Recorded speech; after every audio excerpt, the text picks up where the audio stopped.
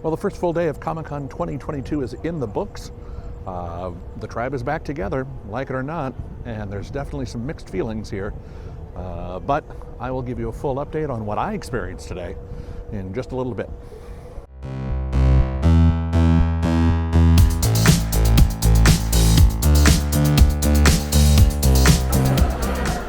Hello, friends. Well, here we are at Comic-Con. Let's see how this works. Let's do this.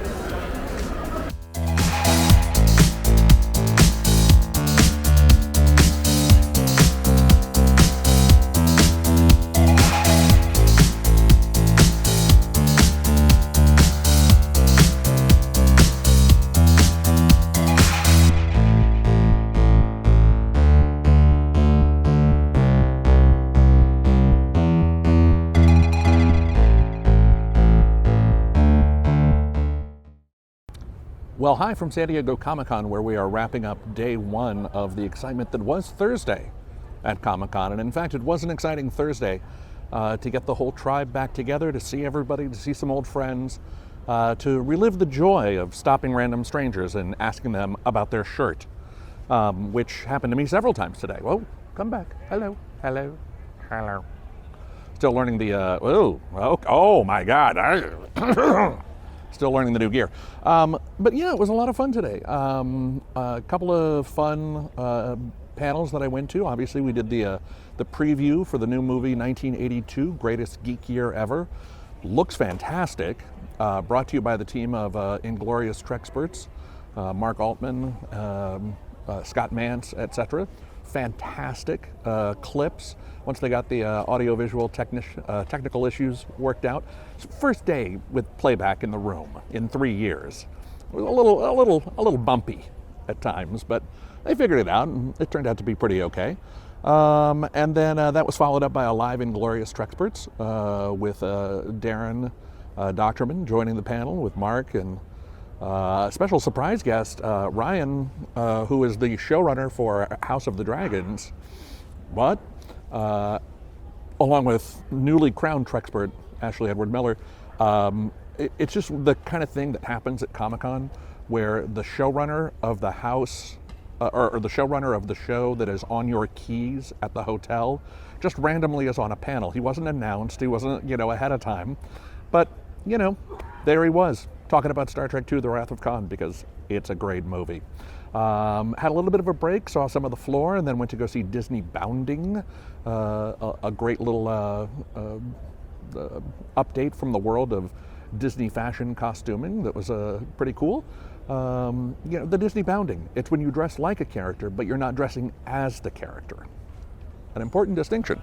But, if you're wearing red and blue and white and you're holding an apple, people will know you're Disney Bounding as Snow White. One of the things that is fun here at Comic-Con is to go back and see the old places where you used to go. And this is one of the places I used to go. It's right here at the front of the Bayfront Hilton. It is called, it used to be called, they have had several names here over the years, the Fox Sports Grill, the whatever it is. Now there is Fox things around here. As soon as we get the iris adjust there, behind me is the FX Activation, where they obviously have done a lot over the years. But this is now not a restaurant. It is not a restaurant. There is no food here. And unless I'm careful, it's going to be another dinner of Auntie Anne's, pretzel, and Pepsi. And if you've been to Comic-Con, you know that an Auntie Anne's pretzel and Pepsi is a damn good meal. Indeed.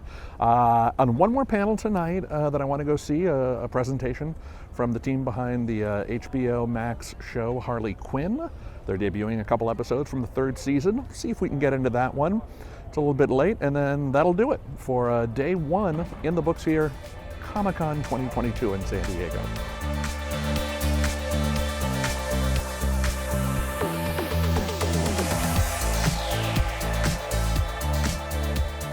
So it's time to talk about the elephant in the room.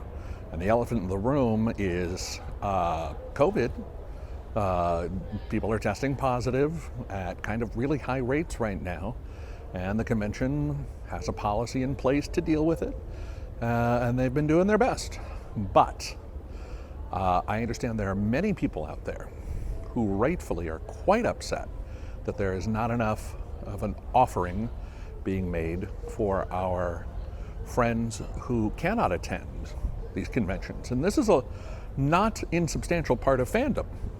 Fandom for a long time has prided itself on being inclusive and smart about these things in a way that the current approach does not seem to be honoring.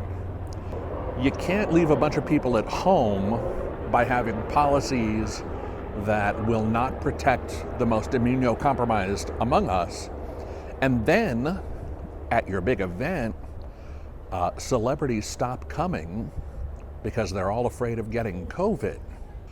And so today, in Ballroom 20, my understanding is that all of a sudden, the cast of a popular ABC show appeared via video, virtually, after the con had not really made any accommodations to fans who wanted to appear virtually via video.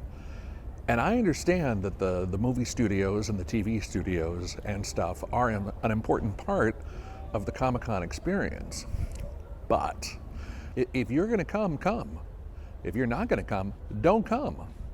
But if you tell fans, hey, look, if you don't come, we don't have anything for you, you can't then turn around and serve the people who showed up a whole heap and helping of video footage of celebrities. Because that's not what the people are out here literally risking their lives for.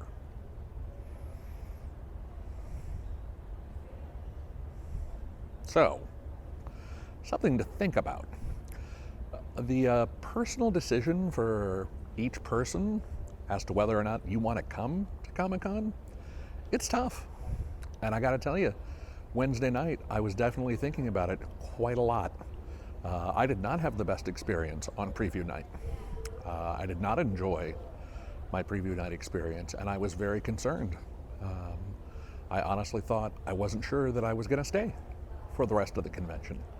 But I feel as though my own personal risk assessment has balanced out in favor. I've recently had the COVID.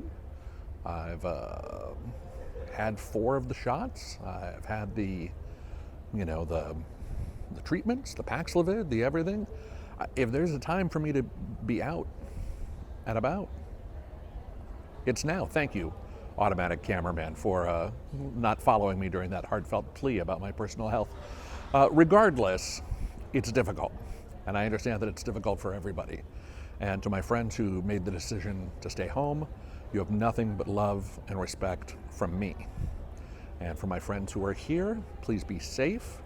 Obviously, I'm standing 30 feet away from anyone, so I've taken off the mask for right now, but anytime I'm at the hall or inside, it's full N95 all the time. And I hope that will suffice.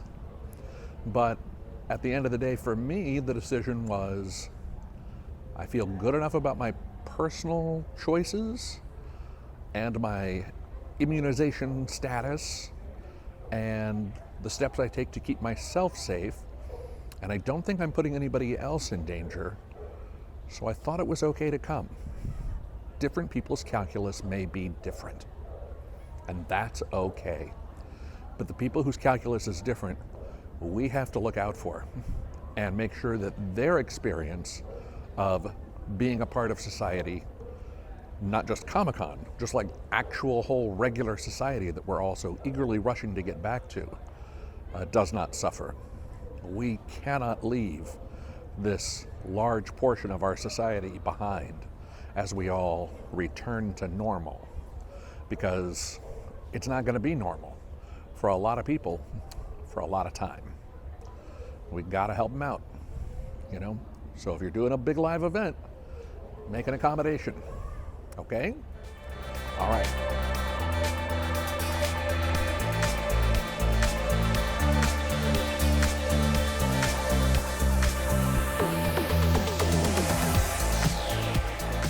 Okay, so that's going to do it for my report from tonight, night 1 of Comic-Con 2022. I hope you enjoyed the presentation. It's very personal. Obviously, I did not try to cover everything that happened at the convention today. There's plenty of places to write that up and take a look. San Diego Comic-Con unofficial blog is fantastic. IO9 has good coverage. There's all kinds of places. You don't need that. This is my story about what I'm doing. So I hope you enjoyed it enough, and perhaps I will see you again tomorrow. My camera is nodding yes. Thank you, camera, for encouraging people to come back tomorrow.